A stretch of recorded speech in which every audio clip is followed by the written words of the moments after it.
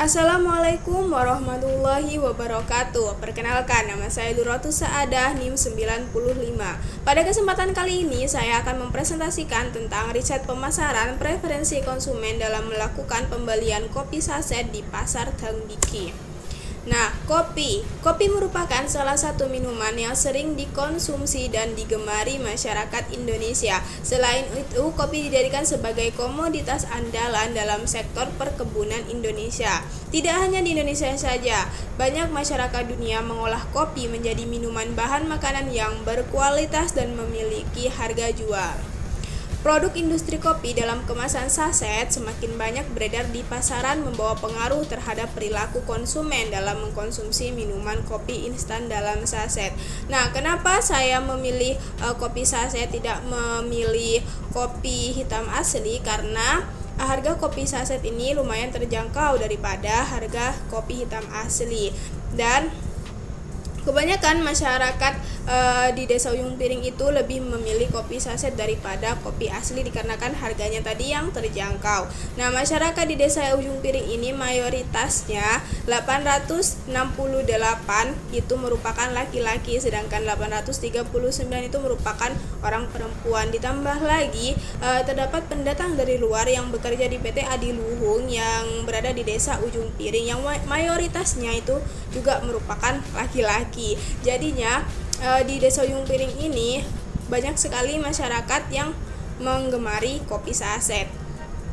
Di samping itu, konsumen kopi saset memiliki kebebasan dalam memilih produk dikarenakan banyak mereknya dan juga banyak varian rasanya. Untuk itu, produsen memerlukan strategi dengan tujuan mencapai keunggulan bersaing dan memerlukan informasi tentang faktor-faktor yang mempengaruhi perilaku konsumen dalam melakukan pembelian produk kopi saset.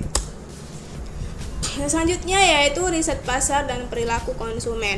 Riset pasar merupakan proses identifikasi, pengumpulan, analisis, diseminasi, serta penggunaan informasi secara sistematik dan objektif untuk membantu manajemen membuat keputusan yang berhubungan dengan identifikasi dan penyelesaian masalah dalam bidang pemasaran. Untuk perilaku konsumen sendiri merupakan proses dan aktivitas ketika seseorang berhubungan dengan pencarian, pemilihan, pembelian, penggunaan, serta pengevaluasian produk dan jasa demi memenuhi kebutuhan yang diinginkan. Yang selanjutnya yaitu rancangan riset pasar. Nah, lokasi riset pasar ini berada di toko di pasar Gang Diki. Nah, ini saya peroleh pertanyaan dan jawaban dari hasil wawancara pemilik toko Haji Hasan Basri yang ada di pasar Gang Diki. Pertanyaan saya, berapa rata-rata harga kopi saset? Harganya berkisar antara 3.000 sampai 10.000 rupiah. Dan siapa ya target konsumennya? Laki-laki yang suka ngopi. Nah, merek kopi apa saja yang paling laris di Torabika? Dan varian rasa apa yang paling dinikmati? Yaitu varian rasa cappuccino. Nah, dari hasil wawancara tadi ini, kemudian saya bentuk tabulasi data atribut dan level. Atribut dan level ini berguna untuk apa saja yang harus saya teliti dari pertanyaan konsumen, dari pertanyaan dan jawaban yang diperoleh saya kepada pemilik toko. Nah, untuk atribut mereknya sendiri, di toko tersebut terdapat merek Bude Cappuccino, Nescafe, Torabika, dan Neo Coffee. Untuk varian rasanya terdapat cappuccino, mochaccino, dan latte. Untuk harganya, harga 3.000, 5.000, dan 10.000. Dengan volume produknya variannya 2 gram, 5 gram, dan 10 gram. Untuk analisisnya, saya menggunakan analisis conjoin. Analisis conjoin merupakan teknik yang spesifik digunakan untuk memahami bagaimana keinginan atau preferensi konsumen terhadap suatu produk atau jasa dengan mengukur tingkat kegunaan dan nilai kepentingan relatif berbagai atribut suatu produk. Nah, analisis conjoin ini digunakan untuk mengetahui yang pertama, preferensi konsumen, strategi pemasaran, STP, segmenting, targeting, dan positioning pada suatu produk. Kemudian dari atribut dan level tadi itu kita analisis menggunakan alat analisis SPSS sehingga diperoleh 16 stimuli.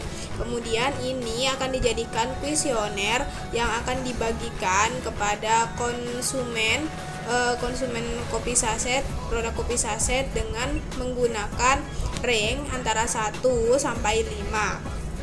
Dari sangat tidak suka sampai sangat suka. Kemudian dianalisis hasil dari kuesionernya menggunakan analisis conjoint dan diperoleh nilai signifikansi percent error dan kendal tahu yang kurang dari taraf kesalahan sebesar 0,05 sehingga dapat dikatakan bahwa penelitian ini valid. Dengan kata lain, preferensi konsumen sebesar 75,7% dapat dipengaruhi oleh kombinasi atribut yang ada dalam kuesioner, sedangkan sisanya 24,3% dipengaruhi oleh faktor lain yang selain dari kuesioner.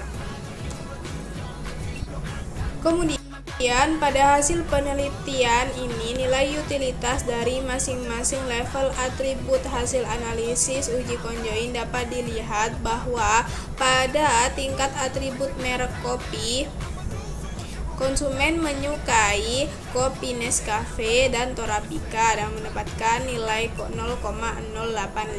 Sedangkan di varian, konsumen lebih menyukai varian mochaccino dengan nilai 0,030.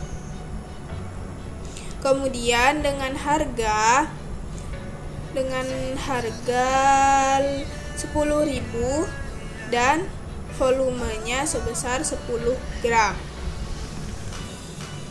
Jadi dapat disimpulkan bahwa konsumen itu lebih menyukai merek Nescafe dan Torabika dengan varian rasa mochaccino dan harga 10.000 dengan volume 10 gram. Kemudian pada importance values di sini dapat dijelaskan bahwasannya bahwa kepentingan paling tinggi dengan nilai 29.200 ini merupakan variabel harga. Nah, bagi konsumen, harga merupakan atribut dalam menentukan mereka membeli kopi atau tidak. Selanjutnya, atribut merek merupakan atribut dengan nilai kepentingan yang kedua. Mana kursornya? Nah, ini. Yang kedua, lalu varian rasa kopi. Nah, atribut yang tidak penting di sini merupakan atribut volume. Jadi konsumen tidak melihat berapa gram isi kopi dan apakah kopi itu 3 atau 5 atau 10 gram. Konsumen tidak melihat itu, mereka hanya melihat merek, varian, dan harga. Terima kasih. Wassalamualaikum warahmatullahi wabarakatuh.